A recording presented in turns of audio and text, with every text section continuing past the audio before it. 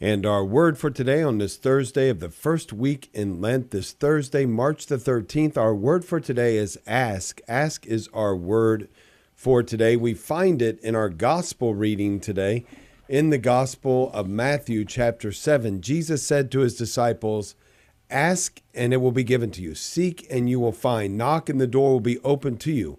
For everyone who asks receives, and the one who seeks finds, and to the one who knocks the door will be open. Which one of you would hand his son a stone when he asks for a loaf of bread, or a snake when he asks for a fish? If you then, who are wicked, know how to give good gifts to your children, how much more will your heavenly Father give good things to those who ask him? Do unto others what you would have them do to you. This is the law and the prophets." You know, it's interesting because this whole gospel reading is about speaking to our Father, asking him for things. But this last sentence is by no means a throwaway sentence, brothers and sisters. Do to others whatever you would have them do to you. This is the law and the prophets. In other words, you can ask anything of your heavenly Father, but know that your heart has to be right first. If you're asking for selfish things, that's a completely different thing than what Jesus is telling us about right here. He's saying, have a heart that's turned toward God. Have a heart that is turned to your brothers and sisters, and know that whatever you ask then is going to be granted to you. Ask and you will receive. Seek and you will find. Knock and the door will be opened to you. Yes, because we are asking according to the will of our Heavenly Father, because we want what is good, not only for ourselves, particularly as it relates to our relationship with Him, but we want what is good for everyone else, all of those made in His image and likeness. And our priorities are right.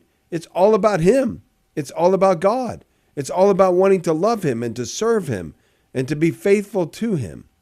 And when we are asking in that vein, He is always going to answer us. And then it makes you think, because we're told elsewhere, Jesus says, the Father knows what you need even before you ask Him. If that is true, why does He have us ask? Well, I would say this. He has us ask because He loves to hear the sound of our voice. He just does. You've got to get your head around this idea that God the Father is in love with you. He is in love with me. He loves to be in conversation with you and with me. And yes, He loves to give good things to His children.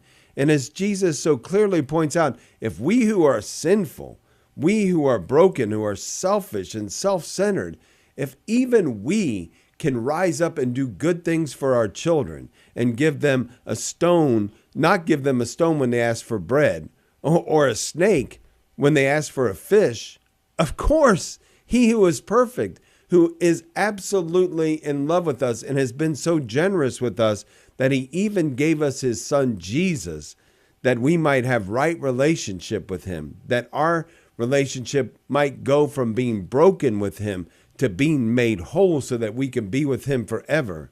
Why wouldn't He give us every good thing that we ask for?